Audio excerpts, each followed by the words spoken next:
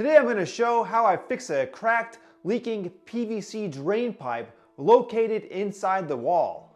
When this house was built in 2007, a drywall screw or a nail somehow ended up going through a stud into the drain pipe from this sink. And it took almost 15 years before it leaked bad enough to where I noticed it coming through the basement ceiling below me. So I measured the distance from where the leak was coming through at the ceiling over to the foundation and did that same measurement up here in the bathroom, and it ended up being right here behind these drawers. And you can see the drain from the sink goes down the trap in behind the vanity and then across where it meets with the drain from this sink and then goes down into the basement. So that put my hole somewhere right about here.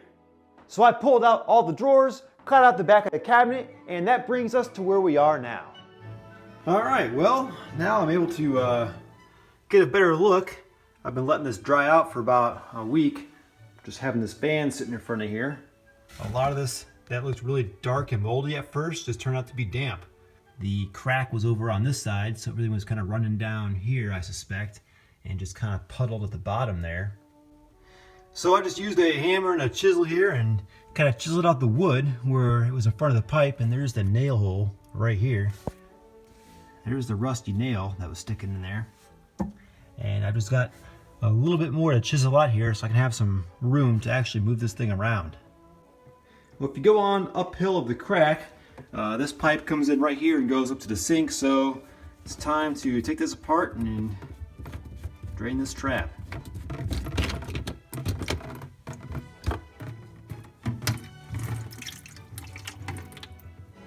Now what I'm going to do is get a pipe and a collar type sleeve and just basically make a patch. But I'm still going to have room to slide that patch on. So I'm going to have to move this whole end of the pipe out this way and then back in. And that's not going to happen because this pipe can't move any farther this way because it's going to hit right there. Alright, so I'm cutting out the old pipe. I got a PVC cutter here.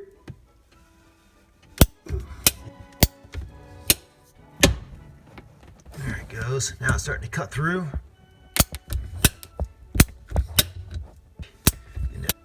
Getting a hacksaw back in here would have been a challenge. And wait till you see how clean of a cut this leaves too. There we go. All right, so there's my first cut. I'll do my second one right about there, and that should give me enough room to put this sleeve on, slide it up over this way, get a new piece put in here, use some glue on this side, and then that way it'll be rigid, and then slide the cover back over. That's the only way I can find to do it because I don't have any play in this pipe to move these side to side to put an actual PVC collar on both ends. Here's a better look at this cutter. Check that out. All right, just about through the other side, and it's gonna smell in about 10 seconds because there's no longer a trap that holds water to prevent the sewer smell from coming back into the bathroom. So I'm gonna be smelling a lot of septic here.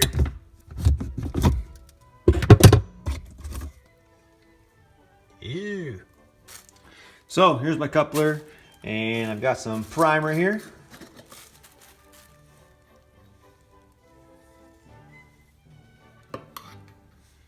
And, oh no. And it does stain woodwork, so be careful. Yeah, you're gonna wanna do this in a well-ventilated area.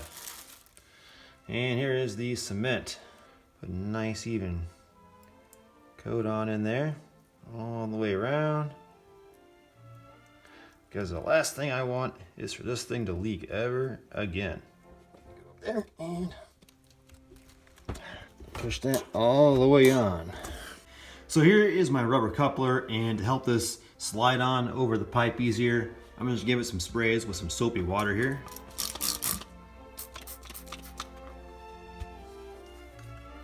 And then I'm gonna put it on in a way so that I can reach the screws. So I want these facing out toward me on the bottom. Make sure the pipe is clean, which it is. Slide it on over. Okay, I've got my rubber sleeve pushed all the way up so it's about flush with my cut in there. And now I'm gonna cut my pipe to go in here, and it's gonna have to be exactly this long. And then once I push it in halfway into this coupler, I'll have a short gap here, which will be spanned by my rubber coupler. About 4 3/4 inches. So the cutter was a little bit crooked on the pipe. I don't know if you can tell, but this is the flat end, the original end, and here's the one I cut. It's got a slight angle. So this is the one that I'm gonna put inside the PVC coupler, and this one's gonna go inside of the rubber coupler. Okay, I got both ends of my PVC primed. Now it's time for cement.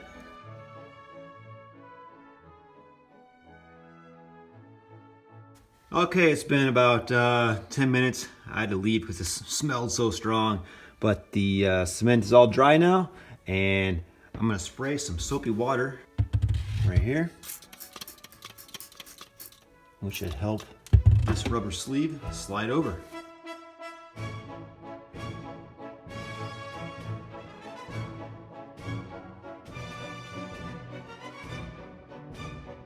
Okay, I got it right about in the middle here where the two pipes meet. That's what I want. Now I'm gonna spin these clamps facing me here and tighten them down.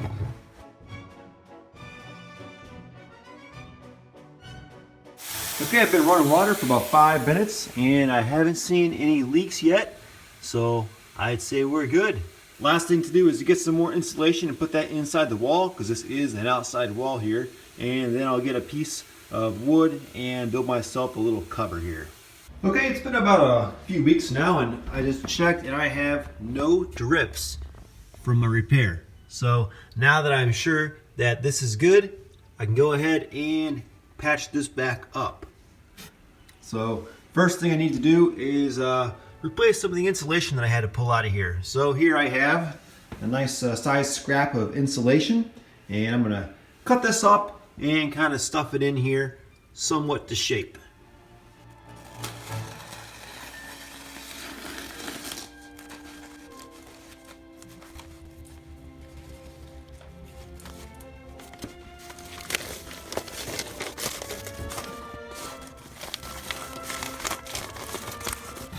All right, last but not least, I've got a 17 by 15 inch piece of OSB here, 1/2 inch, and I'm going to put that over the hole I cut. And done. I should also add, I made sure that my screws weren't too long so I didn't poke another hole in my pipe. Well, I hope that's the last plumbing project I have for a while.